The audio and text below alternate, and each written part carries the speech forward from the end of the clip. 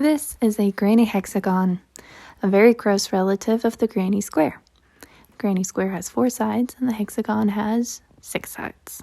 If you ever wondered how a granny hexagon is made, this is for you. Or if you like to watch people crochet, this is for you. The instructions for the hexagon are going to be based on the basic rules of a granny square. So I'm going to start by chaining 5 and slip stitching into the first chain to make a ring. Then I'm going to double check and make sure that a hexagon really does have 6 sides before I chain 3 for my first double crochet. Then I'm going to add 2 more double crochet into the ring and then chain 2 from my first corner. Now the first row of a granny square has a set of 3 double crochet for each side. So you would have 4 sets of 3 double crochet for the 4 sides. For the hexagon, you just do that 6 times.